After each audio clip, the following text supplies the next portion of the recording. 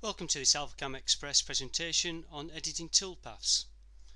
If you've already watched the presentation editing geometries, you'll recognise this screen, as a lot of the commands relating to editing geometries also apply to editing toolpaths. I have three separate toolpaths applied to this drawing, and AlphaCam recognises if you've got toolpaths applied to geometries. For instance, if I select delete and say all, it now gives me the option of do I want to delete the geometries, toolpaths or both. So let's say we just want to delete all the toolpaths off there. I'll undo that. Or I can select delete and an individual toolpath and it'll delete that on its own. I'll undo that. Also, I notice down here that I haven't got the chamfer on this bottom left hand corner. So I can come into edit, select chamfer, the distance was 30, the second distance was 30 between these two corner geometries. You'll notice at this point that the toolpaths haven't updated. However, if I go over into the operations page, there were two toolpaths related to this geometry, and I can then right click on it and say update toolpath. That's updated the pocketing, or I can right click and update the engraving. I'll just undo that because there's another way we can do the update. Under machine, there's an update toolpaths which will update all of them in one hit. If I take a closer look in this top right hand corner, I notice that I've missed the engraving toolpath off this little triangle. So I could go back into select tool, select engraving and apply it from there. Alternatively, a simpler way is to come into the operations page, right click under geometries under the 3D engrave toolpath and add geometries. Select the geometry for my rectangle, and that has now added additional geometries to my engraving. It's sometimes useful to hide operations, so I can switch them off here, and we're going to focus on this pocketing. Now that's been done, it's operation number 1 with a flat 10mm tool. I'd like to do that with a larger tool, so we can right click on the operation and then select change tool. We'll change that to a 20. That tool will still get in there. Say OK, we'll accept that, and that has then updated those toolpaths. Now that will have reduced the machining time to do all the pocketing out on the larger recess, but it's not then getting into these corners. So I can then come back into this contour pocket, I can edit this, and there's an option now of include additional rough thinning paths.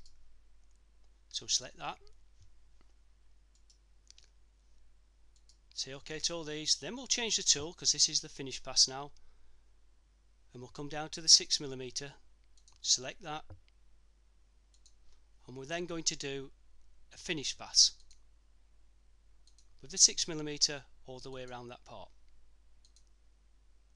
That now comes into the corner and gets a lot closer in there for us.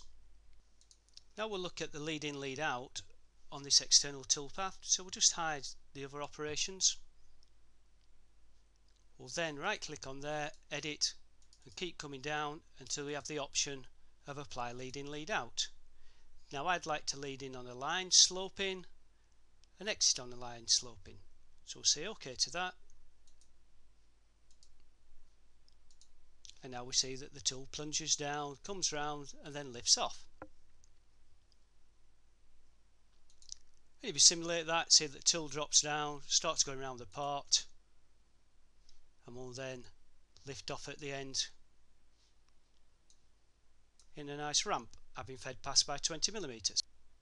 However, I wouldn't be able to use the same lead in, lead out strategy if I was using this tool, so if I came straight down on that edge, I would be damaging the edge of the part. So coming to our operations, we'll edit, we'll change the tool, we'll come through here, and at the same time then we can also edit our lead in, lead out strategy. We're going to lead in a line and arc and lead out in a line and arc.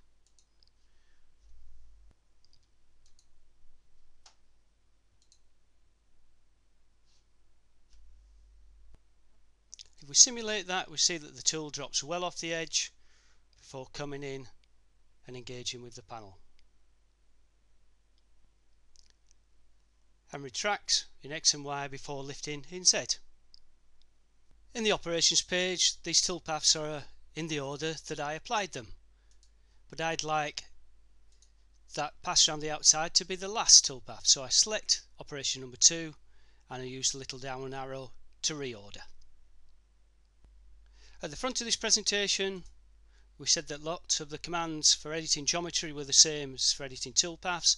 So if I select copy and we'll say all, it'll then give me the option of geometries, toolpaths, or both. We'll say both, and now it gives me an option related to the toolpath NC code generation. Do I want a long linear code or subroutine? This can be determined by the post processor and the amount of memory you have in your machine. I'm going to select linear. It'll then ask me for a base point. I'll say 0, 0, and I'm going to move that maybe to 700 in X and 0 in Y. And that then has copied both the geometries and the associated toolpaths. This concludes the AlphaCam Express presentation on editing toolpaths.